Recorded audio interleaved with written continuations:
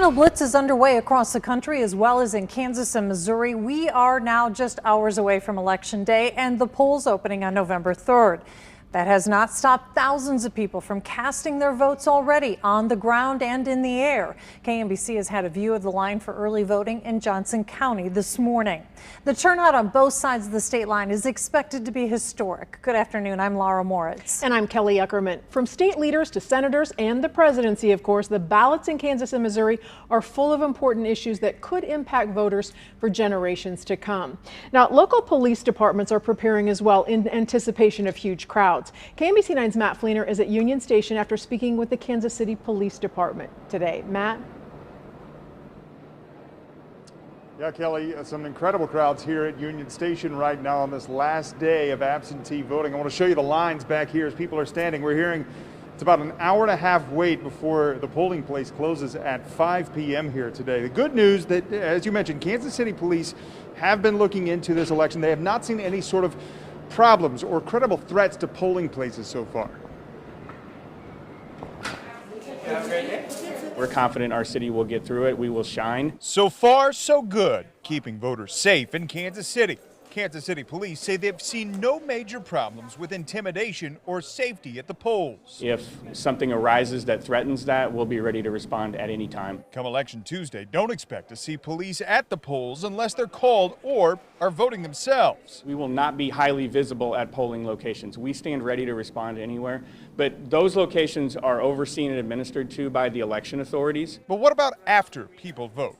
A professor who specializes in election security said the most likely problems will come from clerical errors, not voter fraud. Patience and norms of professionalism, as well as a bipartisan process, are the best way to sort that out. Meanwhile, police are ready to make sure everyone remains safe in the week ahead. What we've learned is how to be ready for any type of situation. Now, KCPD, the FBI, U.S. Attorney's offices on both sides of the state line tell KMBC they are ready to respond in case anything happens.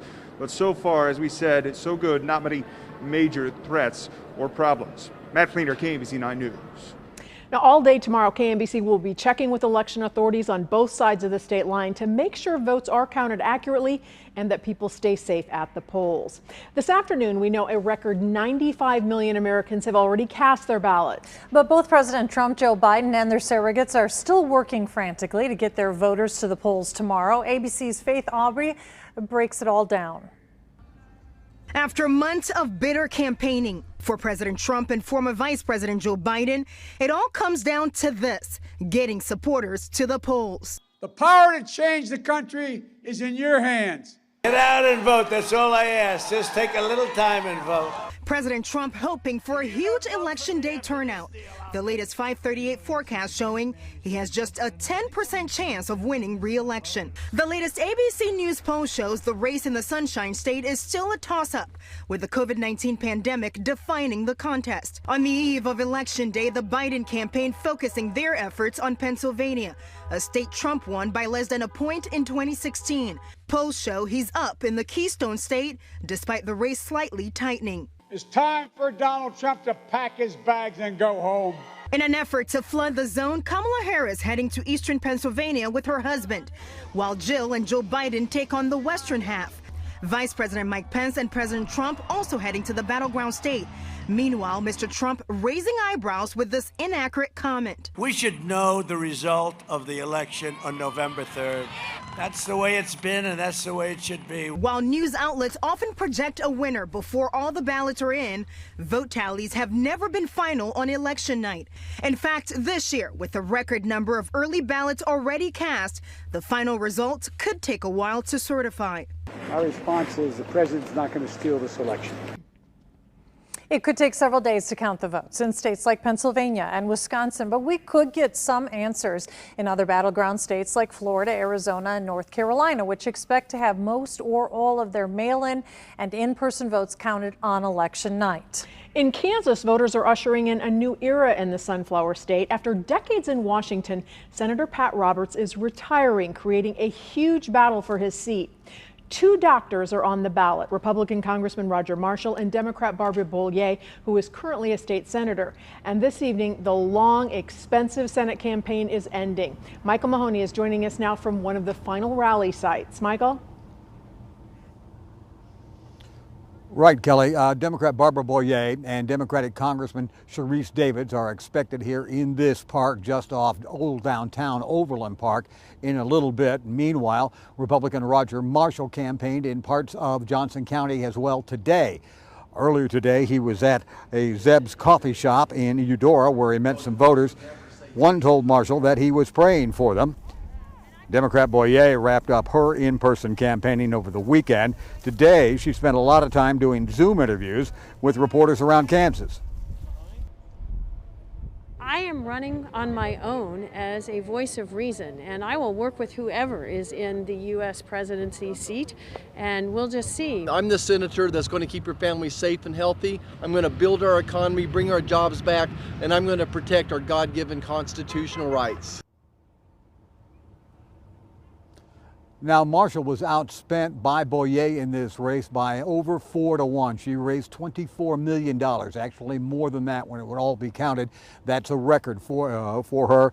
And on top of that, there was an additional $20 million, perhaps more, spent by third parties on both sides in this Kansas Senate race. Michael Mahoney, KMBC 9 News. Now, Kansas has not elected a Democrat to the U.S. Senate since Franklin Delano Roosevelt was president. One of the biggest decisions Missouri voters will make is who will be governor. Democrat State Auditor Nicole Galloway is working to take over for incumbent Governor Mike Parson. Right now, polling company 538 has the race as a close one, with Parson winning. For his final day on the campaign trail, Parson spent his day flying around the state, making several stops, including some time in St. Joseph. Galloway will close her campaign tonight at a rally with the Missouri Democratic Party right here in Kansas City. Polls open Tuesday morning at 6 in the morning in Missouri. Polls can open as early as 6 in some Kansas counties, so be sure to check your local election board to make sure. The polls will close at 7 that night in both states, and if you're in line at 7 o'clock, you can still cast a ballot. Douglas County, Kansas struggled to staff the polls in August, but now going into the general election, they actually have hundreds more than they need. KMBC 9's Bianca Beltran spoke to a new poll worker who shared why she answered the call to work this election. All right, can you turn it over so I can see the picture? This is Emily's first time working an election in Kansas. She saw a news article about how election boards were recruiting younger poll workers as some veteran poll workers susceptible to COVID-19 are stepping back this year.